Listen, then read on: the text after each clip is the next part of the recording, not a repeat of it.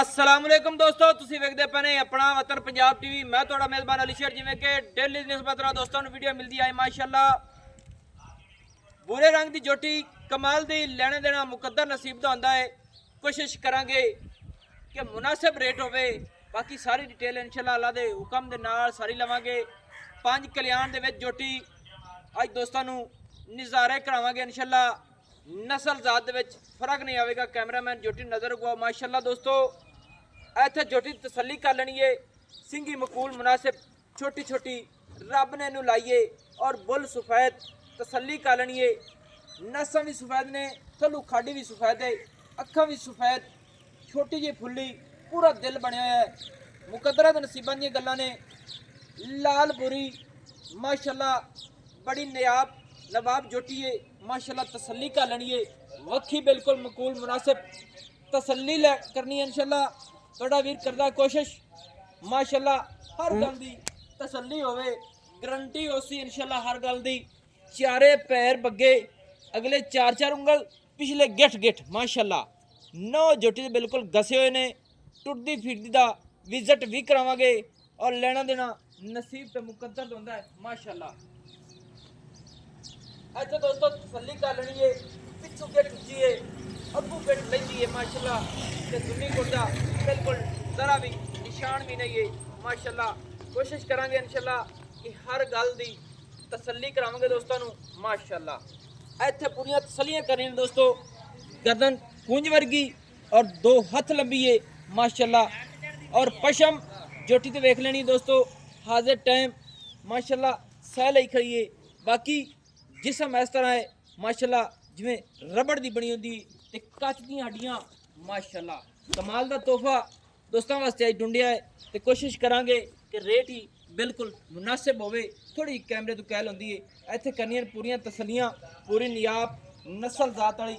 ते चेक करावांगे इंशाअल्लाह हवाना भी जोटी नूं।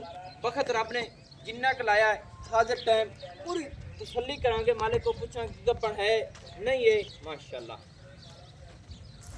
माशाअल्लाह। इत्थे दोस्तों गुल्लां दी तसल्ली करनी है। आम किसी जोटी नूं ए जिहा गुल नहीं लग्या हुंदा माशाअल्लाह। अपनी अपनी जगह ते स्यू बेर जिन्हों छुआरे आखदे ने, ए गुल बिल्कुल छुआरे वर्गा। हाजिर टाइम हर पासों 6-6 उंगल ते फासले ते गुल लई खड़िए।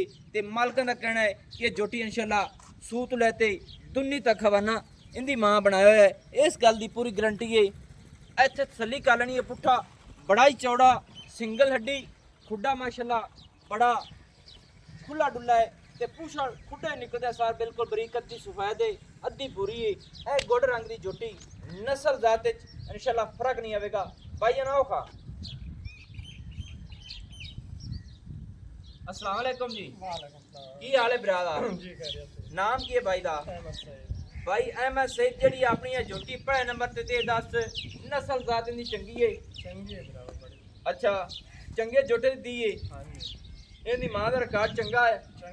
हाँ जी किन्ना क दुध इहदी मां करती रही है? 12-14 लीटर। अच्छा जी माशाअल्लाह। गब्बन होई है कहानी जोटे ते बेच रही है।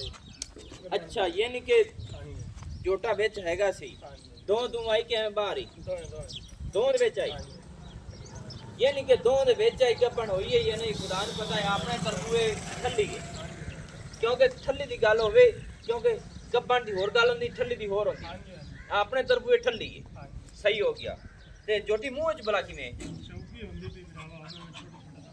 अच्छा चौकी यानी कि हो गई है छोटे छोटे कड्डे चौक दे। वैसे मौसम के लिहाज नाल हुण हो जाना चाहिए। हो जासी जे वेली है। अच्छा अच्छा यानी कि हुण मौसम है हुण इस हो जाना सही है माशाअल्लाह। चलो जी गल्लां मुकाइए। जोटी नस्ल जात फर्क नहीं है। केड़े घराने दी है? जी मेरे इलाके चिश्ती बड़े बैठन भाई ना नहीं ना वाले जोटियां। अच्छा अच्छा यानी कि ब्रीड पिछू चिश्तियां दी आंदी है सही हो गया। ते इंदा रेट कितना है? सोना जी मोहब्बत वाला करी चोखे पंडा ना बनी। रेट तां जी 275 मंगदा है। 2,75,000 रुपया। इंदे विच प्यार मोहब्बत कितना करसी? को प्यार मोहब्बत कर लिसा यार जी। कितना करसी? को 10,000 दी मोहब्बत कर। 10,000 हो गया 2,65,000 हो गया थे। हां जी इंदे विच कोई है गुंजाइश?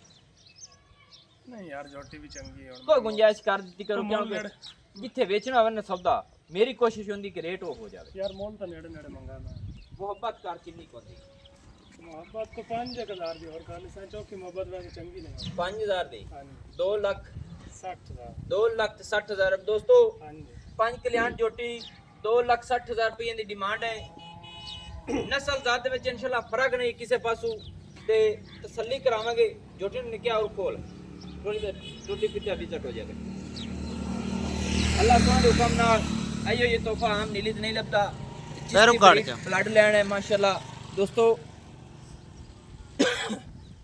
नंबर अपना होंदा है 0301 65 29 776 तहसीलो जिला पाक पतन शरीफ डाकखाना होता दोस्तों की खातिर अच्छी और बेहतरीन वीडियो लेकर हाजिर होंगे बाकी